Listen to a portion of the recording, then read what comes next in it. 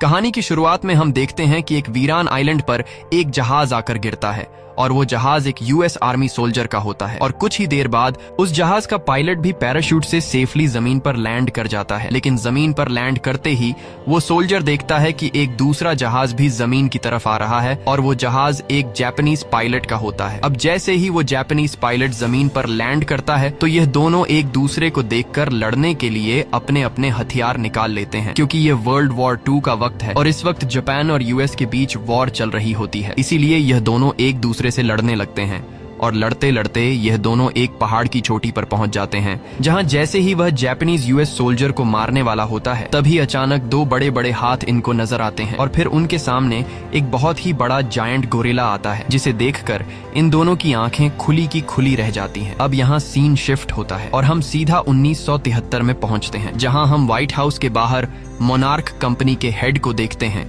जिसका नाम बिल है। और बिल यूएस गवर्नमेंट के एक सेनेटर के पास आता है और उससे एक आइलैंड पर जाने की परमिशन मांगता है। दरअसल बिल ने उस आइलैंड को ढूंढ लिया था जिसे हमने कहानी की शुरुआत में 2 सोल्जर्स को लैंड करते हुए देखा, और बिल अब उस आइलैंड पर रिसर्च करने के लिए जाना चाहता है। लेकिन उस आइलैंड पर जाने के लिए बिल को एक आर्मी की टीम और पैसों की जरूरत थी, जिसके लिए बिल यूएस के एक सेनेटर से इस चीज की डिमांड करता है। लेकिन सेनेटर बिल को गवर्नमेंट की तरफ से रिसर्च करने के लिए आर्मी की टीम और पैसे देने से साफ इनकार कर देता है, क्योंकि सेनेटर को लग रहा था कि ये आइलैंड एक आम सा आइलैंड है, इसलिए उस आइलैंड पर रिसर्च करने के लिए किसी को पैसे देना फिजूल में पैसों को बर्बाद करना है। लेकिन यहाँ बिल सेनेटर को कुछ सबूत दिखाते हुए कहता है कि हमें इस आइलैंड पर कुछ ऐसे राज मिल सकते हैं जो आज तक दुनिया के सामने नहीं आए, और अगर हमने सबसे पहले उस आइलैंड के राज दुनिया के सामने लाए तो हम पैसों से मालामाल हो सकते हैं। साथ ही बिल सेनेटर को बताता है कि हमें जल्दी करना होगा, क्योंकि इस आइलैंड का राज रशिया को भी पता चल चुका है, इसलिए हमारे पास टाइम बहुत ही कम है। अगर हम पहले वहां नहीं गए तो रशिया की टीम हमसे पहले वहां पहुंचकर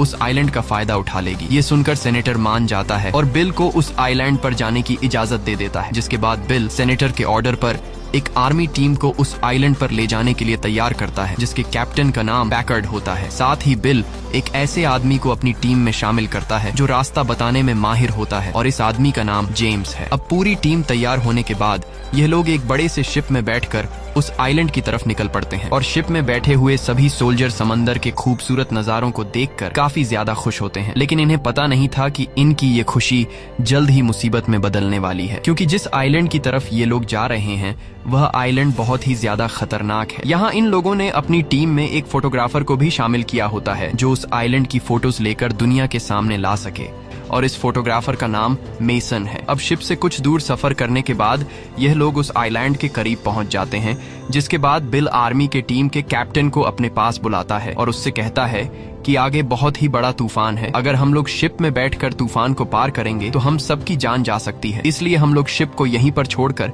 हेलीकॉप्टर के जरिए तूफान को पार करके इस आइलैंड पर पहुंचेंगे। अब कोई दूसरा रास्ता न होने पर आर्मी की टीम का कैप्टन मान जाता है और फिर यह लोग कई सारे हेलीकॉप्टर में बैठकर उस तूफान की तरफ निकल पड़ते हैं। और जैसे ही यह लोग तूफान के बीच में पहुंचते हैं तो वहां तेज हवाएं चल रही होती हैं, जिससे उनके हेलीकॉप्टर्स जोर के झटके खाने लगते हैं और साथ ही उन पर आसमानी बिजली भी गिरने लगती है। लेकिन यह लोग जैसे तैसे करके उस तूफान को पार करके निकल आते हैं, और तूफान से निकलने के बाद यह लोग जो नजारा देखते हैं उस नजारे को देखकर इनकी आंखें खुली की खुली रह जाती हैं, क्योंकि इनके सामने एक बहुत ही खूबसूरत हरा भरा आइलैंड था जो आज से पहले इन लोगों ने कभी नहीं देखा था। अब आइलैंड पर पहुंचने के बाद यह लोग अपना काम शुरू कर देते हैं और फिर ये लोग नीचे आइलैंड पर बॉम्ब फेंकने लगते हैं ताकि इन्हें पता चल सके कि नीचे खोखली जमीन है या फिर नहीं। लेकिन इनके बम फेंकने से जमीन पर काफी बड़े ब्लास्ट होने लगते हैं, जिससे कई सारे जानवर मारे जाते हैं, मगर इन लोगों को इस चीज की बिल्कुल भी परवाह नहीं थी और यह देखकर यह सभी लोग काफी खुश हो रहे थे। और तभी कोई अनजान चीज एक बड़ा पेड़ इनके एक हेलीकॉप्टर पर फेंक देता है, जिससे वह हेलीकॉप्टर क्रैश हो जाता है। यह देखकर सभी लोग काफी ज्यादा घबरा जाते हैं और यह पता लगाने की कोशिश कर ही रहे होते हैं कि आखिर इतना बड़ा पेड़ किसने जड़ से उखाड़ कर हम पर फेंका, कि तभी एक बड़ा सा हाथ आकर इनके एक दूसरे हेलीकॉप्टर को भी खिलौने की तरह क्रैश कर देता है। और फिर ये लोग कुछ ऐसा देखते हैं जिससे इनके होश उड़ जाते हैं, क्योंकि इनके सामने एक बहुत ही बड़ा गोरिल्ला खड़ा होता है जिसका नाम कॉन्ग है, और कॉन्ग यहाँ इस जंगल का राजा है। अब यहाँ कुछ देर के लिए कॉन्ग शांत हो जाता है और किसी को कुछ भी नुकसान नहीं पहुंचाता, जैसे वो आर्मी से कह रहा हो कि तुम लोग यहाँ पर बम मत गिराओ और मैं तुम लोगों को कुछ नहीं कहूंगा। लेकिन आर्मी का कैप्टन कॉन्ग को हल्के में लेकर अपने टीम वालों को कॉन्ग पर फायर करने का ऑर्डर देता है, जिसके बाद आर्मी हेलीकॉप्टर से कॉन्ग पर गोलियां चलाने लगती हैं। लेकिन गोलियों से कॉन्ग को कुछ फर्क नहीं पड़ता और फिर कॉन्ग गुस्सा होकर हेलीकॉप्टर्स पर हमला कर देता है और कई हेलीकॉप्टर को क्रैश करके नीचे गिरा देता है। अब सभी हेलीकॉप्टर्स को क्रैश करने के बाद कॉन्ग वहां से जाने लगता है, लेकिन यहाँ आर्मी के टीम का कैप्टन काफी गुस्से से कॉन्ग को देख रहा होता है, क्योंकि कॉन्ग उसके कई सारे साथियों को मारकर चला गया और अब सभी लोग जंगल में यहाँ वहाँ बिखर चुके थे। जहाँ टीम का एक साथी जिसका नाम जेम्स है, जो यहाँ इन लोगों को रास्ता दिखाने के लिए आया है, उसे कुछ साथी मिल जाते हैं और फिर यह लोग अपनी ही एक अलग टीम बनाकर आगे बढ़ने लगते हैं। वहीं दूसरी तरफ कैप्टन सीधा जाकर बिल पर बंदूक तान देता है और उससे कहता है कि सच सच बताओ, तुम हम लोगों को यहाँ पर क्यों लेकर आए हो। तब बिल उसे सारी सच्चाई बताता है कि आज से 30 साल पहले मैं अपने साथियों के साथ शिप में सवार था। तब रास्ता भटकने की वजह से हम लोग गलती से इस आइलैंड पर आ गए, लेकिन तभी एक बड़े मॉन्स्टर ने हमारे शिप पर हमला कर दिया, जिसमें शिप पर मौजूद मेरे सभी साथी मारे गए। बस मैं अकेला ही जिंदा बच गया और फिर वापस आकर मैंने गवर्नमेंट को इस आइलैंड के बारे में बताया, लेकिन किसी ने भी मेरी बात पर यकीन नहीं किया। और फिर मैंने खुद यह फैसला किया कि मैं इस आइलैंड पर जाऊंगा और इस आइलैंड की सारी सच्चाई दुनिया के सामने लाऊंगा, ताकि लोगों को पता चल सके कि अभी भी हमारी दुनिया में कुछ ऐसे बड़े जायंट क्रीचर्स हैं जो अगर हम तक पहुंच गए तो हम सभी की जान खतरे में पड़ सकती है। इसीलिए मैं गवर्नमेंट को बताना चाहता हूं कि जब ये मॉन्स्टर्स हम लोगों पर हमला करें तो हम लोग इन मॉन्स्टर्स के हमले के लिए तैयार रहें। वहीं दूसरी तरफ बाकी लोगों को दिखाया जाता है जो जंगल में आगे की तरफ बढ़ रहे होते हैं और जैसे ही यह लोग नदी के किनारे पर पहुंचते हैं तो यह लोग अपने सामने एक बहुत ही बड़ा बुल देखते हैं, जिसे देखकर यह सभी लोग काफी ज्यादा घबरा जाते हैं और जल्दी से बुल पर बंदूकें तान लेते हैं। लेकिन यहाँ जेम्स सभी को बंदूक नीचे करने को कहता है और बताता है कि यह बुल हमें नुकसान नहीं पहुंचाएगा। अब यह लोग जैसे ही बंदूक नीचे करते हैं तो वह बुल भी मुड़कर दूसरी तरफ जाने लगता है। वहीं दूसरी तरफ कैप्टन की टीम जंगल में आगे बढ़ रही होती है और जैसे ही यह लोग एक घने बांस के जंगल में पहुंचते हैं तो तभी अचानक एक सोल्जर के मुंह के आर पार एक बांस चला जाता है और फिर वो बांस उस सोल्जर के मुंह से निकल जाता है। अब जब यह लोग ऊपर की तरफ देखते हैं तो इन्हें पता चलता है कि यह कोई बांस नहीं था, बल्कि एक बहुत ही बड़ी जायंट मकड़ी का पैर था और फिर वो मकड़ी इन लोगों पर हमला कर देती है। अब यह लोग खुद को बचाते हुए मकड़ी पर कई सारी गोलियां चलाते हैं, लेकिन बंदूक की गोलियों से मकड़ी को कुछ ज्यादा फर्क नहीं पड़ता और फिर यहाँ कैप्टन अपने सोल्जर से कहता है कि मकड़ी के पैरों पर हमला करो। अब मकड़ी के पैरों पर वार करने की वजह से वो मकड़ी कमजोर होकर नीचे आने लगती है और मौके का फायदा उठाते हुए यह सभी लोग मकड़ी पर एक साथ फायरिंग करके उसे खत्म कर देते हैं। और यहाँ यह लोग समझ जाते हैं कि यह जंगल कोई आम जंगल नहीं, बल्कि यहाँ पर हर तरह के खतरनाक जानवर हैं। वहीं हम दूसरे ग्रुप को देखते हैं जो जंगल में आगे की तरफ बढ़ रहे होते हैं और कुछ दूर आगे जाने के बाद यह लोग एक गांव में पहुंच जाते हैं, लेकिन गांव में कोई भी नहीं होता। और यहाँ मेसन जब गांव की फोटो क्लिक कर रही होती है तभी उसे सामने दीवार में से एक आदमी दिखाई देता है और फिर देखते ही देखते और भी कई सारे लोग बाहर निकल आते हैं। दरअसल ये यहाँ के आदिवासी लोग होते हैं जो पिछले कई सालों से यहीं पर रह रहे हैं और यह आदिवासी लोग चारों तरफ से इन लोगों को घेर लेते हैं। साथ ही यह लोग भी आदिवासियों पर बंदूकें तान देते हैं और जैसे ही यह लोग एक दूसरे पर हमला करने वाले होते हैं तभी एक लंबी दाढ़ी मूंछ वाला आदमी आदिवासियों के बीच में से बाहर निकलता है, जिसका नाम मार्लो है। और मार्लो वही आदमी है जिसे हमने कहानी की शुरुआत में जहाज से गिरते हुए देखा था और मार्लो पिछले 28 सालों से यहीं आदिवासी लोगों के साथ रह रहा है। यहाँ मार्लो आगे आते हुए सभी लोगों से कहता है कि अपनी बंदूकें नीचे करो, ये लोग तुम्हें कुछ भी नहीं करेंगे। और फिर ये लोग मार्लो की बात मान लेते हैं। मार्लो इन सभी लोगों को देखकर काफी खुश होता है क्योंकि उसने पिछले 28 सालों से बाहरी दुनिया का कोई भी इंसान नहीं देखा था। वहीं दूसरी तरफ हम एक सोल्जर को देखते हैं जो अपने साथियों से बिछड़ गया होता है और जैसे ही वो नदी से पानी पीने वाला होता है तभी उसे कुछ हलचल सुनाई देती है और फिर अचानक उसके सामने कॉन्ग आता है, जिसे देखकर सोल्जर बहुत ज्यादा घबरा जाता है और फिर कॉन्ग उस सोल्जर की तरफ आने लगता है। ये देखकर घबराते हुए वह सोल्जर जल्दी से एक चट्टान के पीछे छुप जाता है। अब यहाँ कॉन्ग उस सोल्जर को अच्छी तरह से देख तो लेता है, लेकिन कॉन्ग उसे कुछ भी नहीं कहता। ये देखकर हमें पता चलता है कि कॉन्ग बेवजह किसी को भी नहीं मारता। जिसके बाद कॉन्ग नीचे पानी में बैठ जाता है और अपने बाजू पर लगे हुए जख्म को देखने लगता है, जिससे कॉन्ग को काफी तकलीफ हो रही थी और यह जख्म कॉन्ग को इंसानों ने दिया था। अब यहाँ कॉन्ग पानी उठाकर पीने लगता है कि तभी एक बड़ा सा ऑक्टोपस कॉन्ग को कमजोर होता हुआ समझकर उस पर हमला कर देता है और पूरी तरह से कॉन्ग पर लिपट जाता है। लेकिन यहाँ कॉन्ग अपने हाथ से उस ऑक्टोपस के सिर को दबाकर कुचल देता है और फिर उस ऑक्टोपस के एक टेंटिकल को काटकर खाने लगता है। इसके बाद कॉन्ग उस ऑक्टोपस को घसीटकर रात के खाने के लिए अपने साथ ले जाने लगता है। ये देखकर वो सोल्जर समझ जाता है कि कॉन्ग कितना ज्यादा पावरफुल है। वहीं दूसरी तरफ मार्लो बाकी लोगों को एक पुराने से शिप के पास लेकर आता है और शिप के अंदर आते ही यह लोग देखते हैं कि इन आदिवासियों ने शिप के अंदर अपना एक मंदिर बनाया हुआ है जहां ये लोग पूजा करते हैं। और यहाँ आदिवासी लोगों ने पत्थरों पर कॉन्ग की एक बड़ी पेंटिंग बनाई होती है जिसकी ये लोग पूजा करते हैं। यहाँ मार्लो ग्रुप के लोगों को समझाता है कि यह आदिवासी लोग कॉन्ग को अपना ईश्वर मानते हैं क्योंकि कॉन्ग हमारी सेफ्टी करता है। अगर कॉन्ग नहीं होता तो हम सब मारे जाते क्योंकि यहाँ जमीन के नीचे कुछ ऐसी छिपकलियां हैं जो बहुत ही ज्यादा खतरनाक है और इंसानों की जान लेने के लिए हर वक्त तैयार बैठी हैं। लेकिन कॉन्ग की वजह से वो छिपकलियां हम पर हमला नहीं कर सकती। साथ ही मार्लो बताता है कि कॉन्ग अपनी प्रजाति का आखिरी बचा हुआ सैंपल है क्योंकि इन छिपकलियों ने कॉन्ग की पूरी फैमिली को मार दिया है और अब कॉन्ग के डर से वो छिपकलियां जमीन के नीचे रह रही है। तब यहाँ जेम्स मार्लो से पूछता है कि कॉन्ग ने हम पर हमला क्यों किया, जिस पर मार्लो बताता है कि तुम लोग जब हेलीकॉप्टर से इस आइलैंड के अंदर आए तब तुम लोगों ने जमीन पर बॉम्ब फेंककर कई सारे जानवरों को मार दिया, जिस वजह से कॉन्ग ने गुस्सा होकर तुम लोगों पर हमला किया। साथ ही मार्लो बताता है कि तुम्हारे बॉम्ब फेंकने की वजह से जमीन से कई सारी छिपकलियां बाहर निकल आई, लेकिन कॉन्ग ने उन सभी छिपकलियों को मार दिया। अगर उस वक्त कॉन्ग छिपकलियों को नहीं मारता तो वो छिपकलियां तुम सभी को मार कर वापस जमीन में चली जाती। अब यहाँ मार्लो जेम्स से पूछता है कि तुम लोग यहाँ पर क्यों आए हो, जिस पर जेम्स बताता है कि हम लोग इस आइलैंड पर रिसर्च करने के लिए आए हैं और अब हमें इस आइलैंड की पूरी सच्चाई पता चल चुकी है, इसलिए अब हम सभी लोगों को वापस जाना होगा। लेकिन वापस जाने के लिए हमारे पास जो हेलीकॉप्टर थे उन्हें तो कॉन्ग क्रैश कर चुका है, इसलिए अब हमें पैदल ही आगे बढ़ते हुए इस आइलैंड के नॉर्थ की तरफ जाना है जहां हमारा एक शिप इंतजार कर रहा है। ये सुनकर मार्लो कहता है कि अगर तुम लोग पैदल ही नॉर्थ की तरफ जाओगे तो तुम्हें नॉर्थ तक पहुंचने में कई हफ्ते लग सकते हैं, लेकिन मेरे पास एक बोट है मगर उस बोट में थोड़ी बहुत खराबी है, अगर तुम लोग उसे ठीक कर लो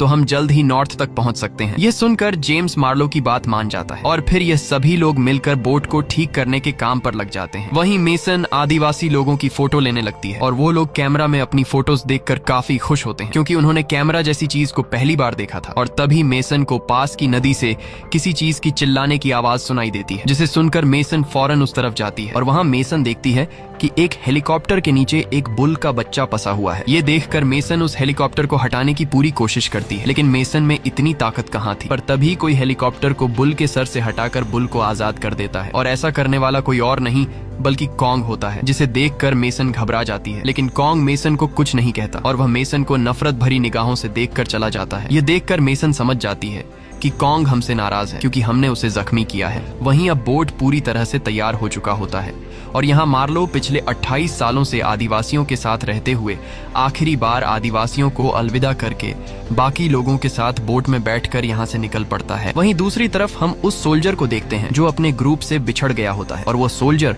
एक कटे हुए पेड़ के ऊपर बैठा होता है। पर तभी वो कटा हुआ पेड़ हिलने लगता है और यह सब महसूस करते हुए वो सोल्जर तुरंत खड़ा हो जाता है और यहाँ उसे पता चलता है कि यह कोई पेड़ नहीं बल्कि एक क्रीचर है। और अब वो क्रीचर सोल्जर को मारने के लिए आगे बढ़ता है, लेकिन यहाँ जल्दी से वो सोल्जर अपनी बंदूक उठाकर उस क्रीचर पर गोलियां चलाता है, मगर उस क्रीचर पर गोलियों का असर ही नहीं हो रहा था। लेकिन फिर भी वो क्रीचर जल्दी से अपना सिर छुपाकर वहां से जाने लगता है। दरअसल उस क्रीचर ने आने वाले खतरे को महसूस कर लिया था और अब जैसे ही वो सोल्जर पीछे की तरफ मुड़ता है तभी एक बड़ी सी छिपकली आकर उस सोल्जर को जिंदा निगल लेती है। वहीं दूसरी तरफ बाकी लोग बोट में सवार होकर आगे की तरफ बढ़ रहे होते हैं। यहाँ मार्लो टीम के एक साथी को अपनी 28 साल पुरानी जिंदगी के बारे में बताते हुए कहता है कि इस दुनिया में मेरी वाइफ और मेरा एक बेटा है और आज से 28 साल पहले जब मैं वर्ल्ड वॉर 2 लड़ने के लिए जा रहा था तब मेरा बेटा 1 साल का था, लेकिन अब मेरा बेटा बड़ा हो चुका होगा और अब मेरी जिंदगी की आखिरी ख्वाहिश ये है कि मैं अपने बेटे को देख सकूं। अब रात भर बोट में सफर करने के बाद जब सुबह होती है तो इन लोगों ने काफी लंबा रास्ता तय कर लिया होता है और लकीली यहाँ इनका रेडियो भी काम करना शुरू कर देता है और फिर एक सोल्जर दूसरे ग्रुप के कैप्टन से कांटेक्ट करता है जहाँ इन दोनों ग्रुप्स को एक दूसरे का लोकेशन पता चल जाता है और यहाँ सोल्जर कैप्टन से कहता है कि हम लोग जल्द ही तुम्हारे पास पहुंचने वाले हैं। अब दूसरी टीम से बात होने के बाद ये सभी लोग काफी खुश होते हैं, लेकिन तभी एक बड़ा सा चमगादड़ आकर टीम के एक साथी को उठाकर ले जाता है और देखते ही देखते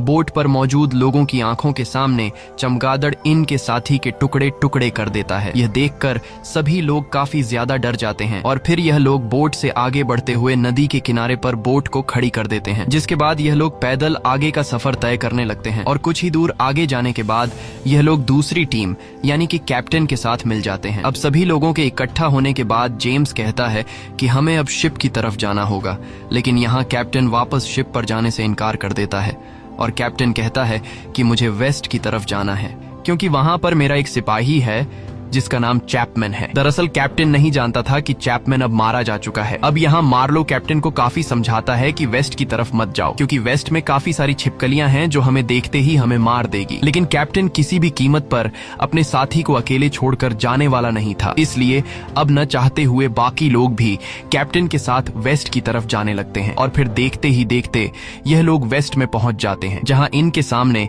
एक बड़ा खुला मैदान आता है और उस मैदान में कई सारे बड़े जानवरों के स्कल्स पड़े हुए थे। यहाँ मार्लो सभी को बताता है कि यह स्कल्स कॉन्ग की फैमिली के हैं जिसे छिपकलियों ने मार दिया है। और अब जब यह लोग उस जगह से गुजर रहे होते हैं तभी उन्हें काफी डरावनी आवाजें सुनाई देने लगती हैं, जिसे सुनकर यह लोग भागने लगते हैं और फिर ये लोग जल्दी से उन स्कल्स के पीछे छुप जाते हैं। तभी एक जायंट छिपकली वहां आती है और इनके करीब आकर वो छिपकली एक इंसानी खोपड़ी उगल देती है और उस खोपड़ी के साथ लगे हुए आर्मी के बैज पर नाम को देखकर जेम्स को पता चल जाता है कि यह उसी चैपमैन नामी सोल्जर की खोपड़ी है जिसे ढूंढने के लिए कैप्टन हम लोगों को यहाँ पर लाया है। अब यहाँ जैसे ही वो छिपकली दूसरी साइड पर जाती है तब मौके का फायदा उठाते हुए ये लोग जल्दी से वहां से भागने लगते हैं, लेकिन जल्द ही वो छिपकली इन लोगों की स्मेल को सूंघते हुए वहां पहुंच जाती है और इनके एक साथी को जिंदा निगल लेती है। अब यहाँ सभी लोग एक साथ मिलकर उस जायंट छिपकली पर गोलियां चलाते हैं, लेकिन वो छिपकली धुंध का फायदा उठाते हुए पीछे हटकर इनसे छुप जाती है। अब यहाँ इन लोगों को पता था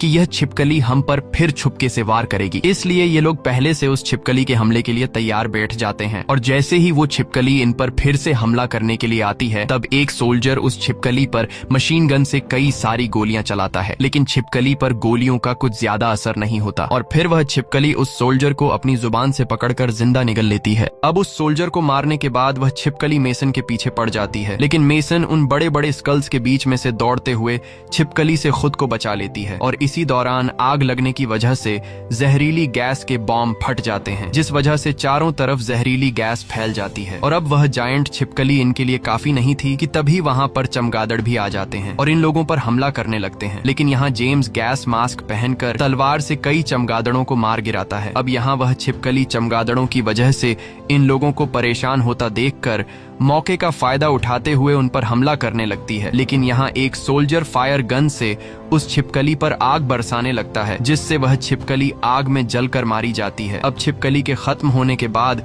यह सभी लोग इकट्ठा हो जाते हैं और सभी लोग यह डिसाइड करते हैं कि हमें अब इस आइलैंड से निकलकर अपने शिप की तरफ जाना होगा, लेकिन कैप्टन अभी भी नहीं मानता और कहता है कि मैं अपने साथी को ढूंढ के ही रहूंगा। तब जेम्स कैप्टन को उस सोल्जर का बैज दिखाते हुए कहता है कि तुम जिस सोल्जर को ढूंढ रहे हो वह मारा जा चुका है। यह सुनकर अब कैप्टन के पास और कोई भी बहाना नहीं बचता और यहाँ कैप्टन अपना असली चेहरा दिखाता है। दरअसल कैप्टन अपने सोल्जर को ढूंढने के लिए इन लोगों को यहाँ पर नहीं लाया था, बल्कि कैप्टन कॉन्ग को मारना चाहता था। और यहाँ कैप्टन बताता है कि कॉन्ग ने मेरे कई सारे सोल्जर्स को मारा है, इसलिए अब मैं कॉन्ग से अपने साथियों का बदला लेकर ही रहूंगा। तब यहाँ सभी लोग कैप्टन को समझाते हैं कि कॉन्ग कोई बुरा जानवर नहीं है, बल्कि वह तो हमारी छिपकलियों से सेफ्टी कर रहा है। अगर तुमने कॉन्ग को मार दिया तब छिपकलियां जमीन से निकलकर हम सभी को मार डालेगी। लेकिन कैप्टन बहुत ही घटिया इंसान था और वह किसी की भी बात नहीं सुनता, जिसके बाद जेम्स फैसला करता है कि हम लोग वापस शिप की तरफ जा रहे हैं और अगर तुम कॉन्ग को मारने के लिए जाना चाहते हो तो तुम जा सकते हो। अब यहाँ ये लोग फिर से दो ग्रुप्स में बंट जाते हैं और सोल्जर्स को ना चाहते हुए अपने कैप्टन के साथ जाना पड़ता है। वहीं जेम्स का ग्रुप जंगल में आगे की तरफ बढ़ रहा होता है, लेकिन यहाँ इन लोगों को आगे का रास्ता समझ नहीं आ रहा होता कि हमें किस तरफ जाना चाहिए। इसलिए जेम्स और मेसन डिसाइड करते हैं कि हम दोनों सामने के पहाड़ के ऊपर चढ़ेंगे, जहाँ ऊपर पहाड़ की चोटी से हम अपने शिप को देखेंगे कि हमारी शिप कहाँ पर है। इसके बाद यह दोनों पहाड़ के ऊपर चढ़ना शुरू कर देते हैं और कुछ ही देर बाद यह दोनों ऊपर पहाड़ की चोटी पर पहुंच जाते हैं, जहां यह लोग अपने शिप को तो नहीं देख पाते, लेकिन तभी इनके सामने कॉन्ग आ जाता है, जिसे देखकर यह दोनों बिना हिले डुले बिल्कुल एक स्टैच्यू की तरह सीधे खड़े हो जाते हैं, क्योंकि इन्हें पता था कि अगर हमने कॉन्ग के सामने कोई भी हरकत की तो हमारी मौत पक्की है। अब यहाँ कॉन्ग इनके काफी करीब आकर इन्हें देखने लगता है और मेसन पूरी तरह से हिम्मत जुटाकर अपना हाथ कॉन्ग की बॉडी से टच करती है, लेकिन कॉन्ग मेसन से कुछ भी नहीं कहता, जिससे मेसन समझ जाती है कि कॉन्ग इंसानों को नहीं मारना चाहता।